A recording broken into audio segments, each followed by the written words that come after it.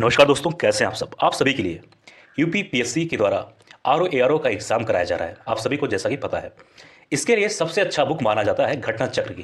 दोस्तों, यह घटना चक्र हर एग्जाम के लिए इंपॉर्टेंट है। पीसीएस, यूपीपीसीएस, किसी भी स्टेट पीसीएस, यूपीएससी, आरओ हर एग्जाम के लिए।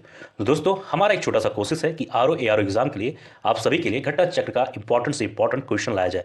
तो दोस्तों, इसी सिलसिले में ये छोटा सा सीरीज आप सभी के लिए। दोस्तों, इस वीडियो को जरूर अपने दोस्तों के साथ शेयर करना और खुद भी इसका लाभ उठाना। जय हिंद। स्वागत है आप सभी का नालंदा यूनिवर्स 77 पर। कैसे हैं दोस्तों? आज मैं बात करने वाला हूं जनरल साइंस के बारे में। और जैसा आप सभी को पता है कि इस वक्त यूपीपीएससी आरओ का प्रैक्टिस सेट चल रहा है। और इस यूट्यूब चैनल पर आरओ के लिए modern history, ancient history, medieval history से संबंधित सारे एमसीक्यू और साथ ही साथ इंडियन पॉलिटी यानी भारतीय राज व्यवस्था से संबंधित और ज्योग्राफी से संबंधित एमसीक्यू अपलोड कर दिए गए हैं। इस वक्त जनरल साइंस का सीरीज चल रहा है और साथ ही साथ आप सभी के लिए हिंदी का भी सीरीज चल रहा है। तो जाइए हिंदी का उस सीरीज़ का फ़ायदा लीजिए। अगर आप पीसीएस की भी तैयारी कर रहे हैं, यूपीपीसीएस की तैयारी, तो उसके लिए भी वो हिंदी बहुत बेस्ट है, क्योंकि वो घटना चक्र का बुक है और वो आरओ स्पेशल के लिए है। और वो चीज़ यूपीपीसीएस में भी पूछा जाता है। तो चलिए शुरू करते हैं आज का वीडियो। पहला सवाल है कि टेलीविज़न प्रसारणों में श्रव्य संकेतों को प्रेषित करने के लिए प्रयुक्त तकनीकी क्या है? तो सही उत्तर होगा सी, यानी कि आवृत्त आरोपण। ठीक है, आगे बढ़ते हैं। इसमें है कि एक सितार में किस प्रकार की ध्वनि तरंगें उत्पन्न होती हैं? तो इसका सही उत्तर होगा ऑप्शन नंबर डी यानी कि, एक मिनट चाहिए, डी यानी कि अप्रागामी एवं अनुप्रस्थ। क्या होता है? अप्रागामी तथा अनुप्रस्थ। ठीक है, तो एक चीज़ ध्यान देना कि जब दो सर्वसम अनुप्रस्थ अप्रागामी तरंगे एक सरल रेखा में विपरीत दिशा में चलती हैं, मतलब विपरीत दिशा में चलती हुई अध्यारोपित होती हैं, तो माध्यम में जो तरंग पैटर्न बनता है उसे अनुप्रस्थ अपगामी तरंग कहते हैं। ठीक है, जैसे कि स्वरमापी के तार या सितार गिटार के तार। तो मैंने आपको ये चीज़ अनुप्रस्थ के बारे में भी बता दिया। आगे बात करेंगे इसमें है कि प्रत्यावर्ती विद्युत धारा को दिष्ट विद्युत धारा में परिवर्तित किया जाता है। इसका सही उत्तर होगा ऑप्शन नंबर, अब यहाँ पर ए बी ऑप्शन दिया है, आइए सी डी के बारे में बात कर लेंगे। ठीक है, तो इसका सही उत्तर होगा ऑप्शन नंबर डी, यानी कि रेक्टिफायर द्वारा। क्या होगा? रेक्टिफायर द्वारा।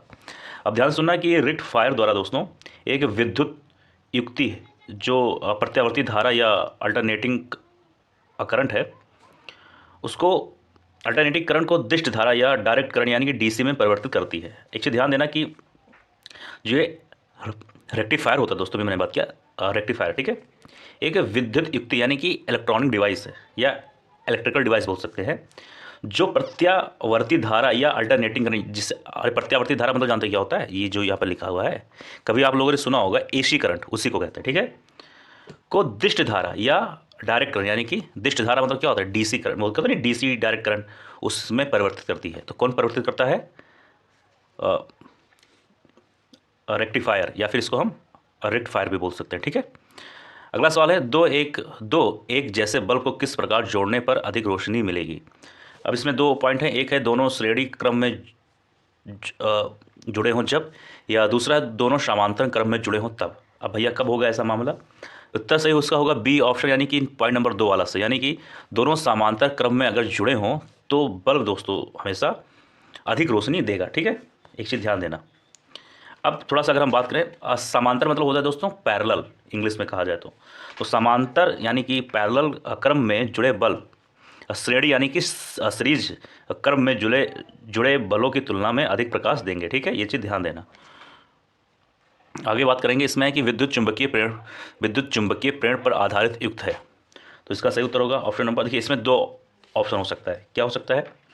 इसमें हो जाएगा सी और डी, यानी कि डायनेमो तथा विद्युत मोटर। ठीक है, तो डायनेमो तथा विद्युत मोटर विद्युत चुंबकीय प्रेरण पर आधारित युक्तियां हैं।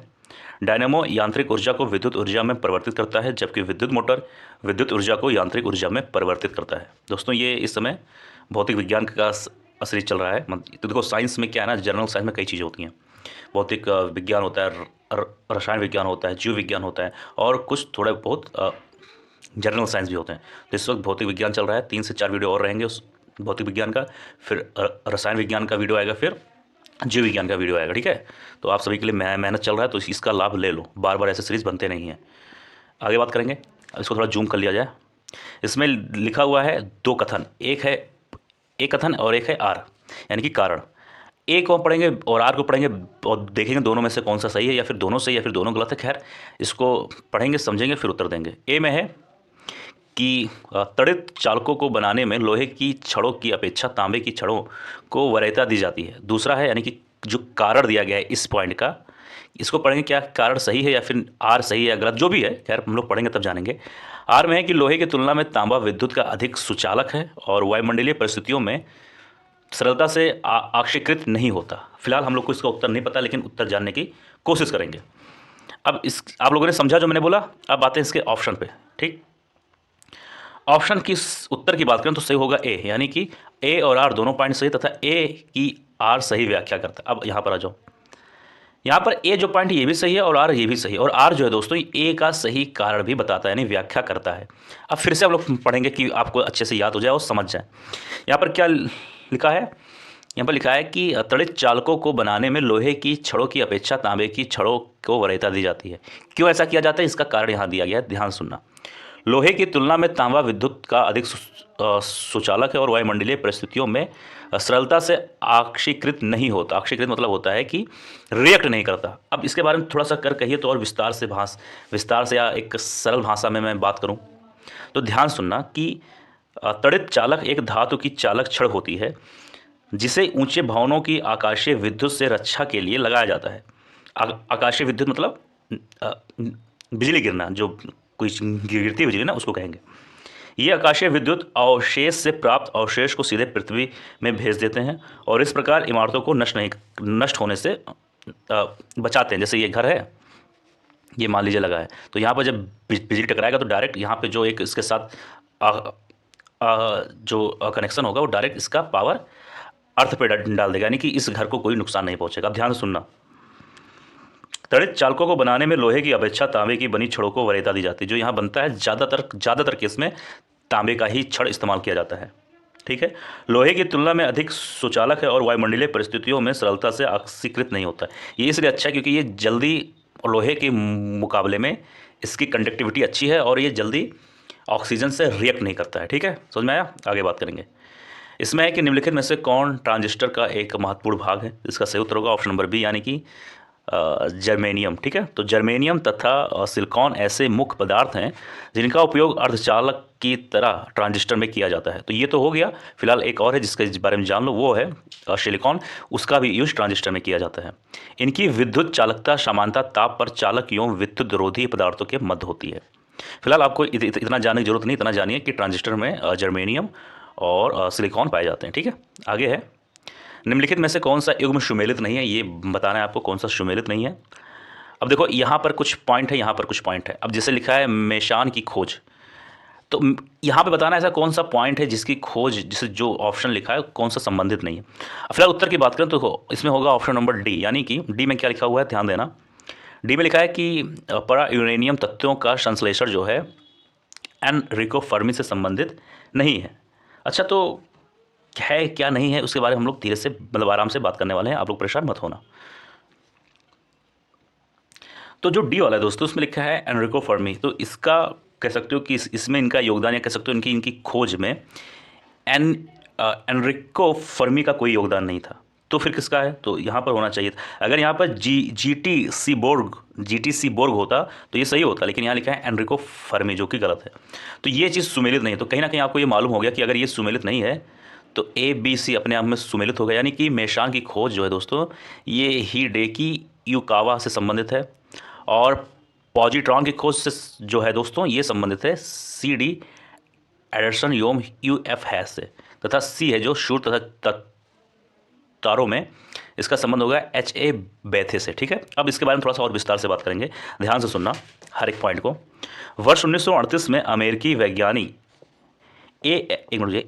HA बेथे, कौन? HA बेथे, ये वाले, ठीक है, ने बताया कि सूर्य तथा ब्रह्मांड के अन्य तारों की ऊर्जा का स्रोत वहाँ होने वाला नाभिकीय का संलयन है। कौन है? नाभिकीय संलयन। ठीक है, तो सूर्य तथा तारों में ऊर्जा उत्पन्न करने का सिद्धांत ये किसने बताया था?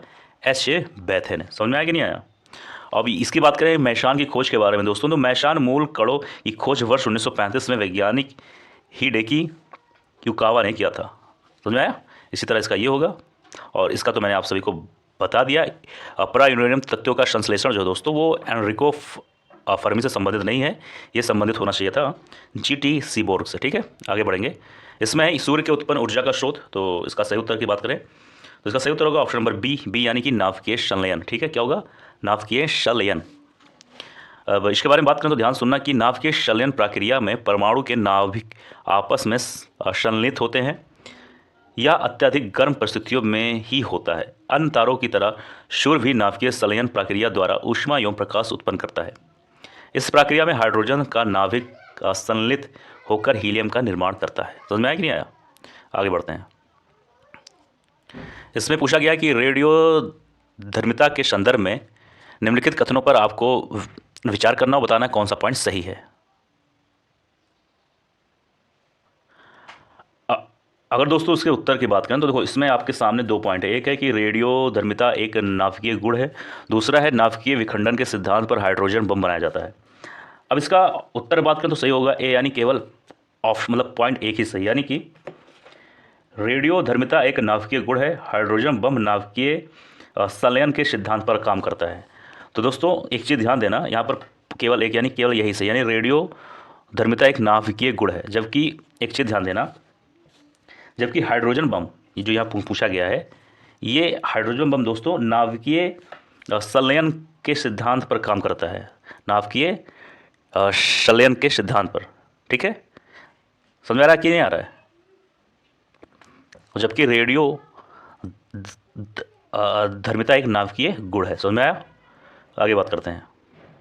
इसमें है कि कल्पक्कम प्रसिद्ध है, तो सही उत्तर होगा ए, यानी कि परमाणु शक्ति संयंत्र के कारण। ये कहाँ है कल्पक्कम? तो ये है तमिलनाडु में। ठीक है, आगे बात करेंगे अगले सवाल पर, और कह सकते हैं इस वीडियो का अंतिम सवाल भी इसको कह सकते हैं आप। इसमें नाभिकीय संलयन रिएक्टरों के विषय में निम्नलिखित कथनों पर आपको विचार करना है। यहाँ पर 3 पॉइंट है। पहला है वो भारी नाभिकों के विखंडन के सिद्धांत पर कार्य करते हैं। दूसरा है कि साधारणतया उनकी टोक मार्क डिज़ाइन होती है, और तीसरा है वे बहुत अधिक ताप क्रम पर कार्य करते हैं। अगर इसके उत्तर की बात करें दोस्तों तो इसका सही उत्तर होगा ऑप्शन नंबर सी, यानी कि केवल 2 और 3 पॉइंट सही है। यानी कि पॉइंट नंबर 2 यानी कि साधारणता उनकी टोक मार्क डिज़ाइन होती है, ये सही है। और तीसरा यानी वे बहुत अधिक ताप क्रम पर कार्य करते हैं, ये सही है। ठीक है, तो ध्यान देना दोस्तों, नाभिकीय संलयन यानी कि न्यूक्लियर फ्यूज़न में 2 हल्के नाभिक आपस में मिलकर एक भारी नाभिक का निर्माण करते हैं। ठीक है।